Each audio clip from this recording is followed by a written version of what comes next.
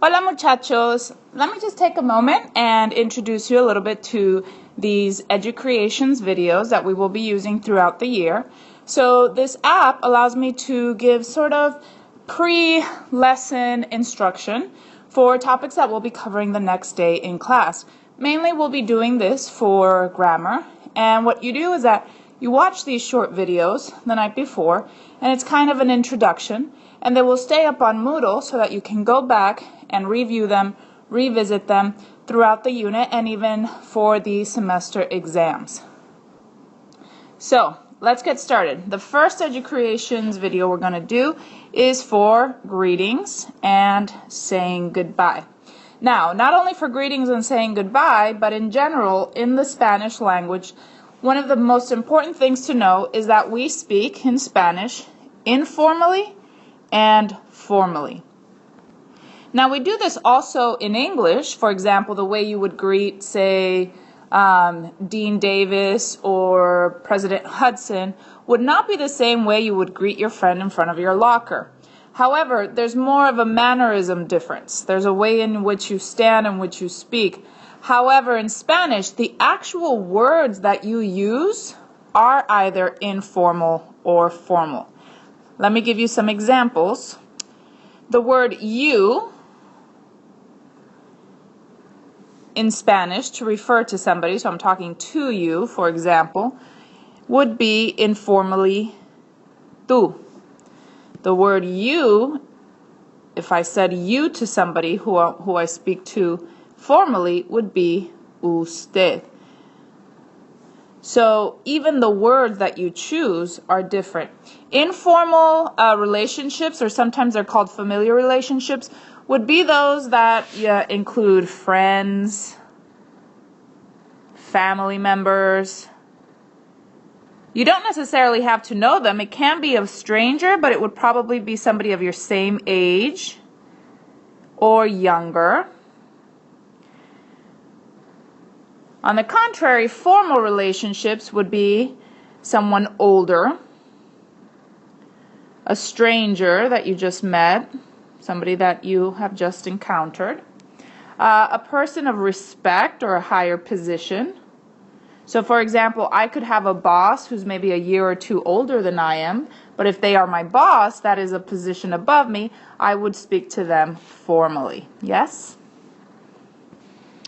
Now, let's look at some of the conversations, or rather some of the dialogues to greet and say goodbye from the book. We are on page 2 in La Lección Preliminar, the preliminary lesson. And let's go through looking at some of these dialogues and photos. Now here we have two girls meeting up, and they're saying, Hola, ¿cómo estás? The other girl responds, Bien, ¿y tú? And the first girl says, Mal. Here, if you had to guess, would you say it's formal or informal? Well, let's look. There are a few clues. 1, tú. Remember, tú we just established means you informally. So we know that they're talking informally. Also, let's look at how they are greeting.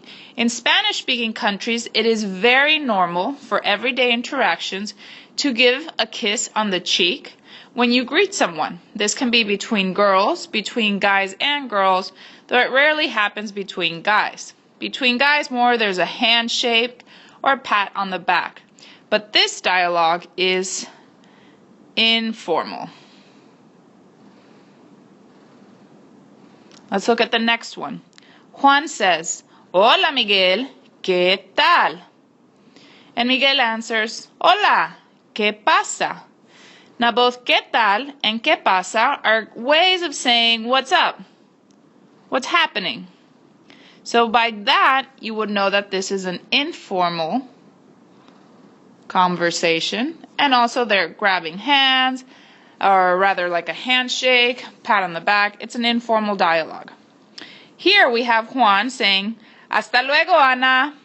And Ana responds, Hasta luego. Hasta luego means see you later, which you could use both formally or informally, but your clue here is that he says Ana, her first name, so it's an informal conversation. Here, la señorita Duarte, or Daza rather, And señorita is abbreviated, as in Miss, S-R-T-A. Let me see if I can underline that. Señorita Daza, she says, adios. And Señor Ortega, señor being abbreviated SR, says, adios, señorita. Now, this is a formal conversation, and we have a few clues to let us know that. Adios is not what's formal or informal. Adios means goodbye, and you can use it both formally or informally. However, they give a proper handshake. There's no kiss on the cheek.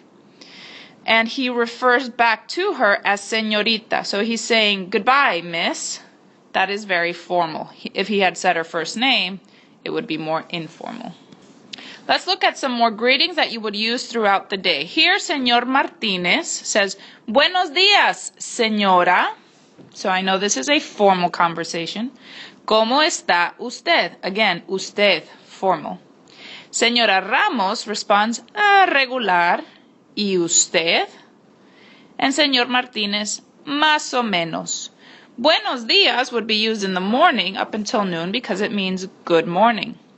¿Cómo está usted is a very formal way of asking how are you. She responded regular and you. And más o menos literally means more or less, as in so-so. For a greeting that takes place in the afternoon, you would say buenas tardes. Now, both buenas tardes and buenos días don't have any connotation about being formal or informal. They can be used either way. But here the conversation becomes informal because he says, ¿Cómo estás? Notice the difference. Here, ¿Cómo está usted?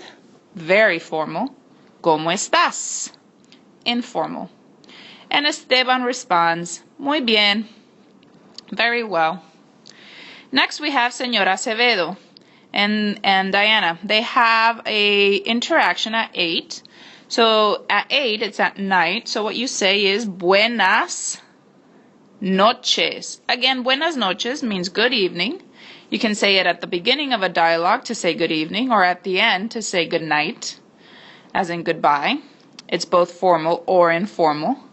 But we know the dialogue is formal because she says, señora. Diana responds, señora, miss, or Mrs. rather. That's a formal interaction. Señor Garcia says, buenas noches, Diana. He speaks to Diana informally because he says her first name. Diana responds, hasta mañana, señor. Now, hasta mañana means see you tomorrow. That's both formal or informal. But the fact that she said señor makes this dialogue formal. Or formal back from Diana to Señor Garcia. So you can actually have both ways. Formal in one direction, informal in the other. See? Adiós, muchachos.